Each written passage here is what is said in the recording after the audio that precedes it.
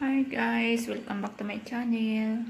Ngayon po papakita ko po sa inyo kung paano ako magluto ng chicken feet adobo.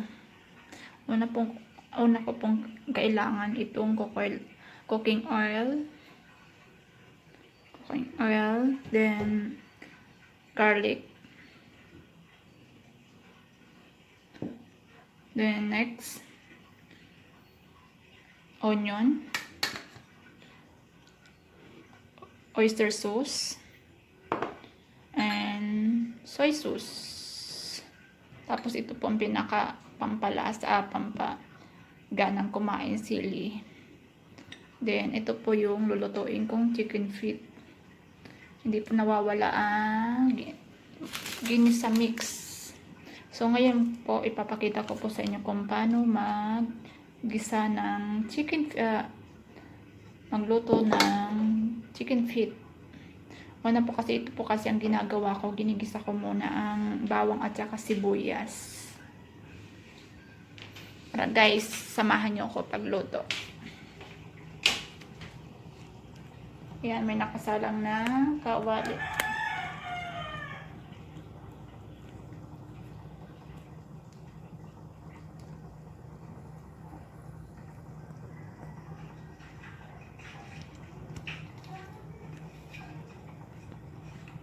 Guys,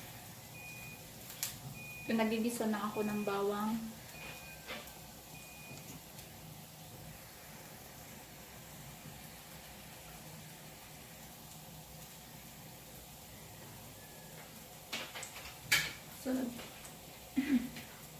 Sunod po natin ilalagay itong onion.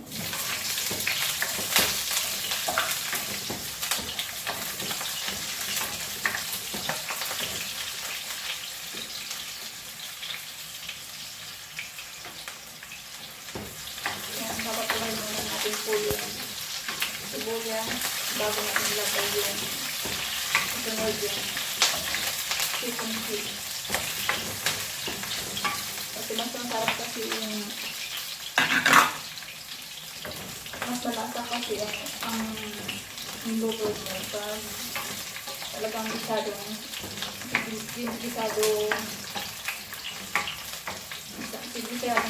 yung garlic at saka onion. Talaga yung pulsa at yung pulang-pulang yung mga ilalagay para malaki talaga siya ng pa-adobo. Yan guys, napula na siya.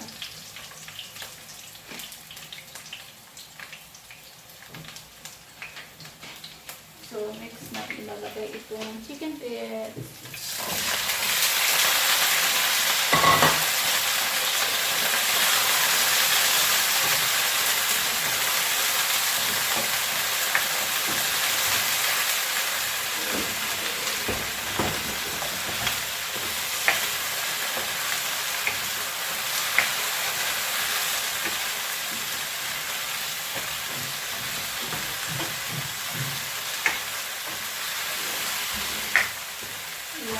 Kailangan mo lang ibigay din mo yung chicken feet bago ilalagay yung toyo at saka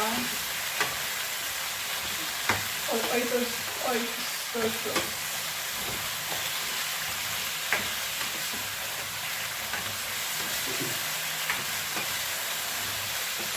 Kailangan mo lang dito ng maigit.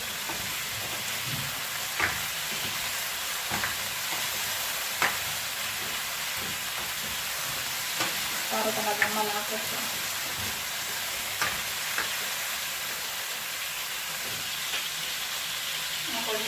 Medyo mapula-pula na yung chicken feet. So, pwede na natin ilagay yung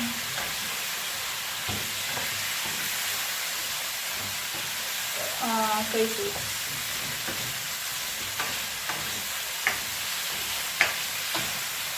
Pula na siya.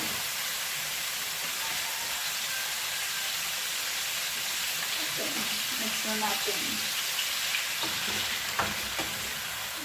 Haluin muna natin bago isunod yung oyster sauce. Yan, gisa talaga siya. Pinigisa ko muna yan sa sa toyo. Para malasa talagang adobong-adobo ang lasa niya. Dito na susunod natin. Oyster sauce. Ang pinaka malasang para sa adobo. Ang oyster sauce.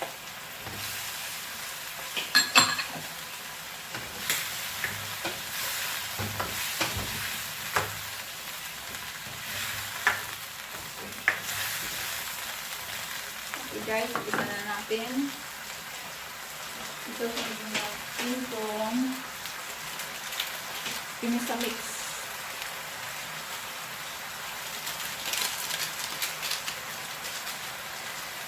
Then, isang kundang paminta.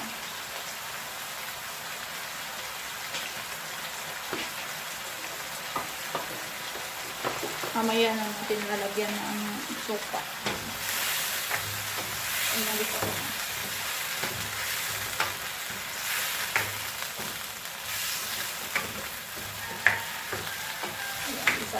Ano na siya, medyo mapula-pula na. So, lalagyan na natin siya ng sopa.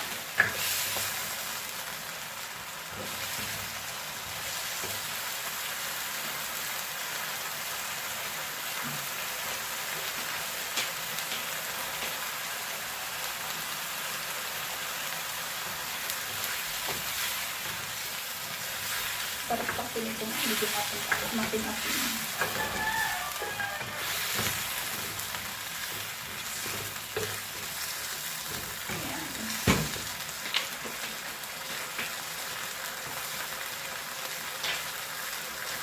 Tapos ang huli natin ilalagay itong siling labuyo para maanghang siya.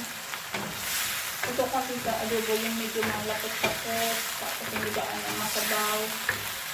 Yan. Guys, pula-pula. So, patayin natin ang apoy. Siguro mga 20 minutes luto na ito. Tatakpan muna natin.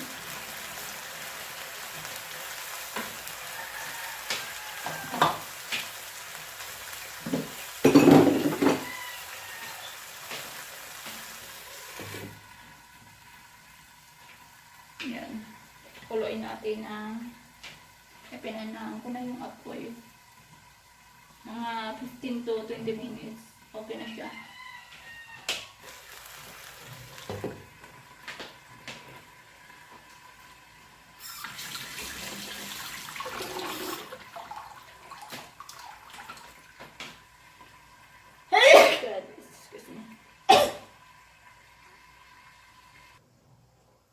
Ayan guys, malambot na siya.